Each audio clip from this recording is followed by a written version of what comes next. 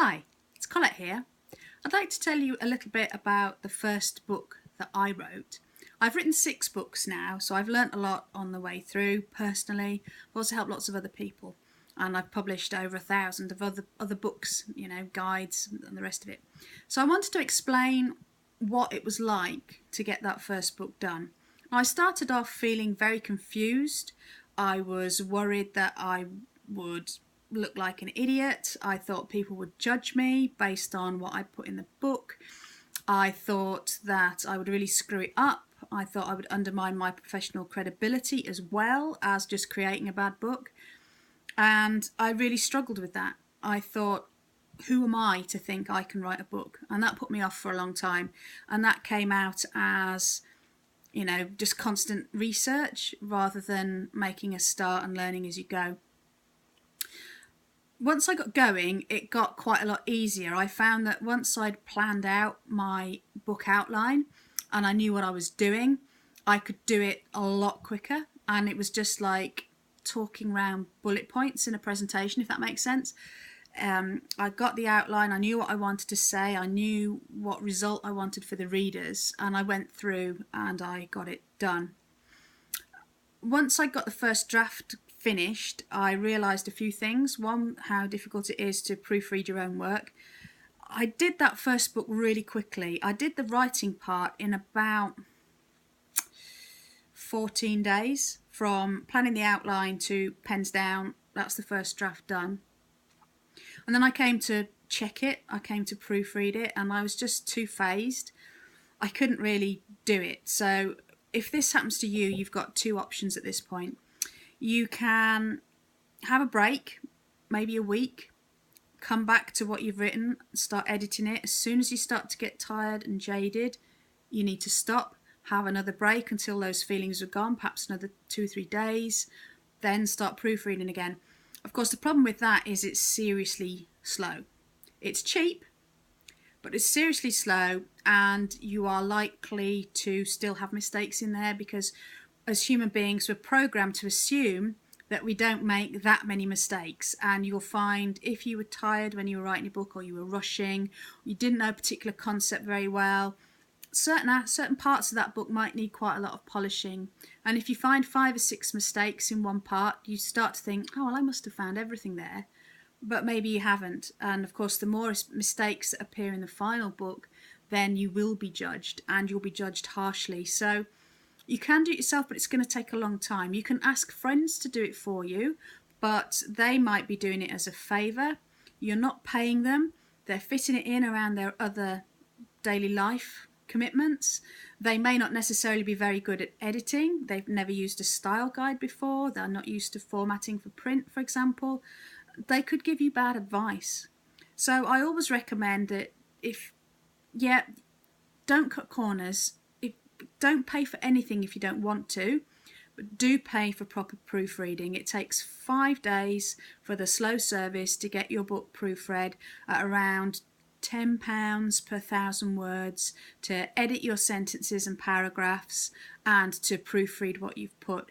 So it's not that much money. It's the same price as a city break. It's the same price as a new TV. Your book's going to last you a lifetime. So it's worth spending a little bit of money to make sure that first book isn't full of mistakes. So I got help with mine. I actually paid 50 quid for it because I didn't know if my book was going to work. So I asked a lady, sadly she's no longer with us, but I asked this lady, can you review what I put? She was somebody who had a very good English. She was also an accountant, so she had that kind of detailed outlook to life. I'm much more about processes and concepts. I don't get into the nitty-gritty of things very easily. I can do it, but it's not where I like being. So I knew I needed help. So I paid 50 quid, £50, and she helped me do it. After that, I got the book printed, just like you can get business cards printed. You upload your information, you get it printed and sent back to you. So I went ahead and got that done. That was pretty straightforward. And it took me 4 weeks, but I managed to get the book to show up on Amazon by clicking on a few buttons and distribution channels. I got that to work, and then the book started to take off. They started to have sales. I did a press and PR campaign. I created a press pack, and I was featured in America, I was featured in Australia, lots of places in the UK. I got to work in Australia, I got to do some international speaking, I did some workshops in Africa, and I spoke at CERN in Geneva, you know, the famous Hadron Collider place, and Bose-Higson and all that. I spoke at CERN. There was 100 big cheeses in the room talking about social media in recruitment, because my book was about social media. There's 4,500 people tuning in, watching the talks being given, and I was invited to do that. I was also invited to run a workshop to help the people who did the job recruitment in CERN and the public facing aspects of what goes on in CERN. I was asked to share some of my ideas with them, and that all came from this book. And when I was doing the talk, one of the people on the billing was a chap called Dr. Robert Kao, and he worked with Sir Tim Berners-Lee to co-invent the World Wide Web. As a nerd, that felt absolutely amazing. Did I think, when I was spending those 2 years working out how to write the damn book in the first place, that I might end up speaking in another country with the person who helped to, kind of quotes, invent the internet? Absolutely not. Absolutely not. I thought I'd be lucky if I didn't get flogged alive at dawn for winging it, you know? And it turned out pretty well. It turned out great. It helped people. My friends bought it. Other people bought it.